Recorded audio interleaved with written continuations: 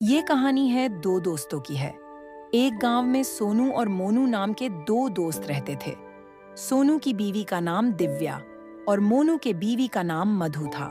सोनू और मोनू दोनों एक ही व्यापारी के यहाँ काम करते थे और शाम को जो पैसे मिलते थे दोनों अपने अपने पत्नी के हाथ में दे देते थे। लेकिन कुछ दिनों से सोनू काम पर नहीं जा रहा था क्योंकि सेठ ने उसे काम से छुट्टी दे दी थी। सुनो दिव्या, वो घर के लिए थोड़े बहुत राशन है ना? हाँ जी, अभी तो बहुत राशन है, लेकिन तुम ये सब क्यों पूछ रहे हो? ऐसे तो आपने कभी नहीं पूछा। हाँ, मैं ये सब इसलिए पूछ रहा हूँ कि अब मैं राशन नहीं ला पाऊंगा क्योंकि मेरे सेठ ने मुझे काम से निकल दिया है। अरे, सेठ ने निकाल दिया तो क्या हुआ? हमारे गांव में भी तो बहुत काम है। तुम अपने गांव में भी कहीं काम कर सकते ही। नहीं, मैंने आज तक कभी गांव में काम नहीं किया, इसीलिए मैं गांव में काम नहीं करूंगा, चाहे 2 दिन भूखा ही क्यों ना सोना पड़े। अच्छा जी, चलो ठीक है। तुम गांव में नहीं करना चाहते तो मत करो। ऐसा करो, तुम अपने दोस्त मोनू के पास जाओ। सुना है कि वो भी कहीं दूसरे जगह काम करता है और उसका सेठ उसको ज्यादा पैसे देता है। हाँ, ये बात तो मेरे मन में आई ही नहीं। मैं अभी अपने दोस्त मोनू के पास जाता हूँ। फिर वो अपने दोस्त मन के पास जाता है। अरे, घर में कोई है मोनू भाई? तुम कहाँ हो? बाहर तो आओ। देखो, मैं सोनू, तुम्हारा दोस्त, तुम्हारे घर आया हूँ। तभी उसकी पत्नी निकलती है और कहती है, अरे सोनू भैया, आप आए हो, आओ घर में बैठे कुछ चाय नाश्ता करके तब जाना। भाभी जी, मैं अभी अभी घर से खाना खा के निकला हूँ, इसलिए मुझे अब भूख नहीं और मुझे मोनू भाई से थोड़ा काम था, इसीलिए मैं यहाँ आया हूँ। मोनू भाई घर पर है क्या? अरे सोनू भैया, आपने थोड़ी देर कर दी। मोनू भैया अभी अभी घर से चाय नाश्ता करके निकले हैं। वो तुम्हें रामू के कुटिया में मिल जाएंगे, वो वहीं बैठे रहते हैं। ठीक है भाभी जी, मैं अभी थोड़ी जल्दी में इसलिए जा रहा हूँ। फिर सोनू मोनू के पास जाता है।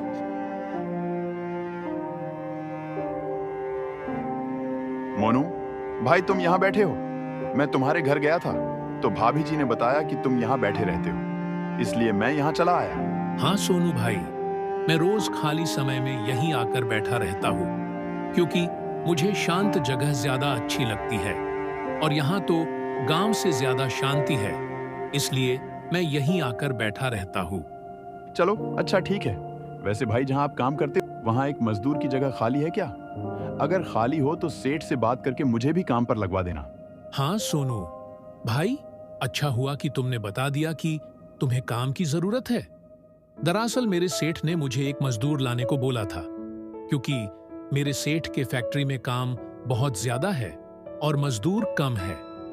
चलो, मैं तुम्हें अभी अपने सेठ से मिलाता हूँ। फिर वो दोनों सेठ के पास जाने लगते हैं और वो चलते चले जाते हैं। लेकिन जैसे ही वो दोनों बीच रास्ते में पहुंचते, अचानक से बारिश होने लगती है तो वो दोनों एक पेड़ के नीचे खड़े हो जाते हैं।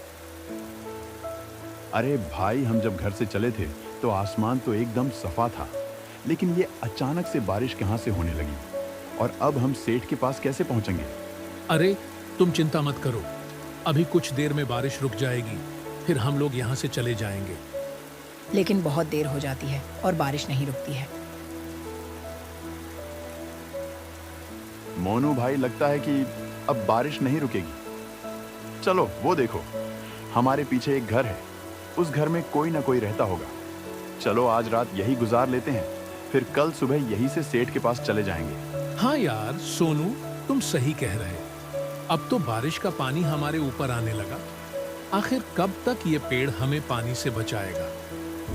फिर वो दोनों वो घर के पास जाते हैं तो वहाँ एक बूढ़ी अम्मा मिलती है। अम्मा, हम लोग बड़ी दूर से आए हैं और हम लोग काम की तलाश में जा रहे थे, लेकिन तभी यहाँ बारिश होने लगती और हम लोग यहाँ फंस गए। अम्मा, हम दोनों आपके घर में आज रात गुजार सकते हैं क्या? हाँ बेटा, तुम लोग अच्छा हुआ कि यहाँ आ गए, नहीं तो यहाँ के जंगली जानवर तुम्हें खा जाते। अब जल्दी मेरे झोपड़ी में आ जाओ, नहीं वो जंगली जानवर यहाँ भी आ जाएंगे। फिर वो लोग घर के अंदर जाते हैं और देखते हैं कि दादी अम्मा खाना बना रही हैं और खाने की खुशबू इतनी अच्छी आ रही थी, उन दोनों का मन भोजन करने को कर रहा था। लेकिन दादी अम्मा ने भी उन दोनों की मन की बात पढ़ ली थी और उन दोनों से कहा, चलो बेटा, भोजन पक गया है, जल्दी से तुम लोग बैठ जाओ, फिर मैं तुम दोनों को भोजन परोसती और तुम लोग आराम से भोजन करना। तुम चिंता मत करना, ये तुम्हारा ही घर है, जितना चाहे उतना भोजन करना। फिर वो दोनों बैठकर भोजन करने लगते हैं।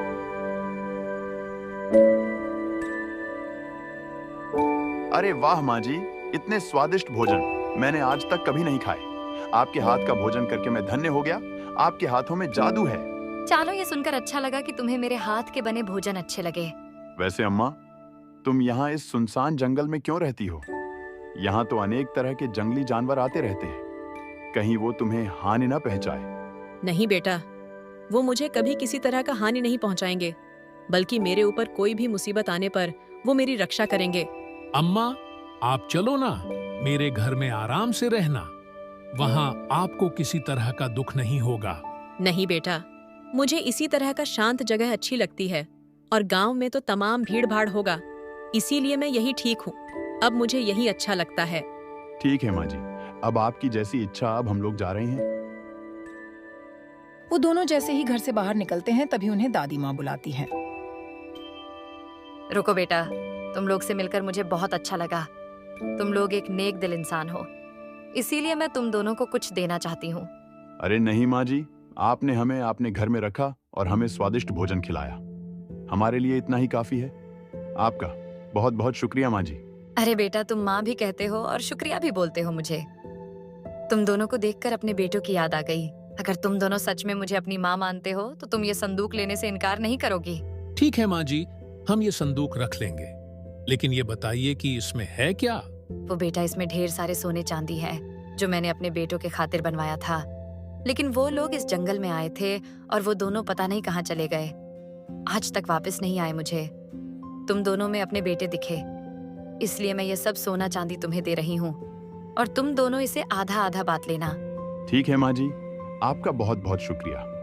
वैसे भी हम मजदूरी करके अपने परिवार का पालन पोषण करते हैं। आपने ये भेंट देखकर हम दोनों पर बहुत बड़ा एहसान किया है। अरे नहीं बेटा, मैंने कोई एहसान नहीं किया, बल्कि अपने बेटों को एक छोटी सी भेंट दी है। ठीक है माँ जी, अब हम लोग चलते हैं। अगर कभी भी हमसे मिलने का दिल करे तो आप हमारे घर जरूर आएगा। ठीक है बेटा, जब मन करेगा तो मैं जरूर आऊंगी।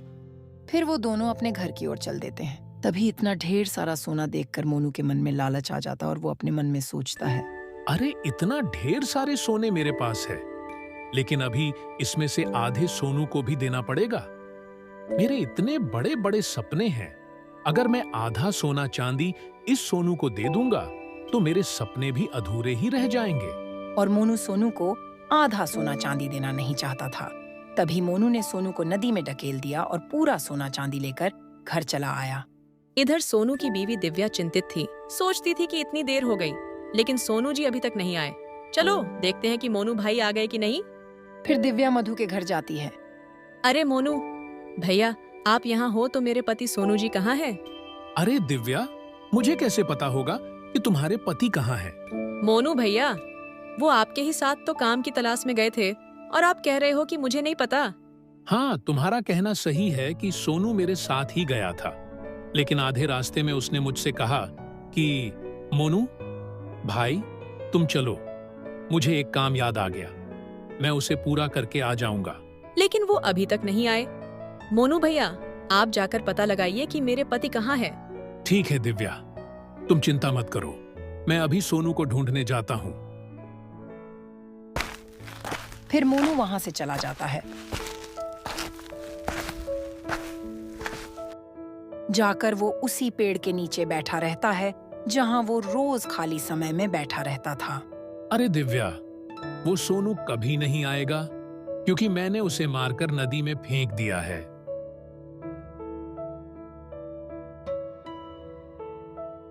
अरे दिव्या, मैंने सोनू को सब जगह ढूंढ लिया, लेकिन वो कहीं नहीं मिला, पता नहीं कहाँ चला गया। मोनू भाई, क्या वो अब कभी नहीं आएंगे? अरे पगली, वो कहीं ना कहीं होगा, तुम चिंता मत करो, वो जल्द ही आ जाएगा। ये लोग आपस में बात ही कर रहे थे, तभी वहां सोनू आ जाता है। सोनू को देखकर मोनू डर जाता है। क्यों जी, आप कहाँ चले गए थे और इतने दिन बाद कहाँ से आए? सोनू सोचता है कि वो सब सच अपनी पत्नी को बता दे और मोनू को पुलिस के हवाले कर दे, लेकिन वो ऐसा कुछ नहीं करता। अरे मैं तुम्ही से पूछ रही हूँ, इतने दिन से कहाँ थे? अरे दिव्या, वो मुझे अपने दोस्त के यहाँ एक बहुत जरूरी काम था, इसीलिए मुझे वहां रुकना पड़ा। अरे मोनू, भैया अभी आप कह रहे थे ना कि वो कहीं ना कहीं होगा तो आ जाएगा ना। देखो वो आ गए। क्यों भाई मोनू, मुझे देखकर खुशी नहीं मिली क्या? अरे भाई सोनू, मैं तुम्हें देखकर बहुत खुश हूँ। वो भाई, मुझे कुछ काम याद आ गया तो अभी मैं चलता हूँ। इतना कह के वो वहां से चल देता है और घर जाकर अपने सोने चांदी देखता है तो वो सब गायब हो जाता है। अरे मेरे सारे सोने चांदी कहाँ चले गए? मैंने यहीं तो रखे थे। कहीं वो सोनू ने मेरे सोने चांदी चुरा तो नहीं लिए? तभी वहां दादी अम्मा आ जाती है। अरे अम्मा, आप और यहाँ और आप हवा में कैसे उड़ सकती हैं? आओ मेरे घर में बैठो, थोड़ी देर आराम करो। नहीं, मैं तुझ जैसे दुष्ट के यह बैठने की तो दूर की बात है। मैं तुम्हारे यहाँ खड़ी भी नहीं हो सकती। और तुम्हारा सोना चांदी सोनू ने नहीं चुराया, बल्कि मैंने ले जाकर सोनू के घर में रख दिया है। अम्मा, मुझे माफ करो, मुझसे बहुत बड़ी गलती हो गई। मैंने लालच में आकर अपने भाई जैसे दोस्त को मरने की कोशिश की। वो गिड़गिड़ाता रहा लेकिन अम्मा उसकी एक नहीं सुनी और वहां से सोनू के पास चली जाती है। अरे ये तो वही संदूक है जो अम्मा ने दिए थे, लेकिन ये तो मोनू के पास होना चाहिए। लेकिन ये मेरे यहाँ कैसे आया? तभी दादी अम्मा बोलती है, ये संदूक मैंने तुम्हारे घर में रखा है। अरे अम्मा, आप यहाँ चलो। अच्छा हुआ कि आप आ गए। लेकिन अम्मा, ये संदूक तो मोनू का है। मोनू जिसके लायक है वो उसे मिल गया, और तुम जिसके हकदार हो वो तुम्हें मिल गया।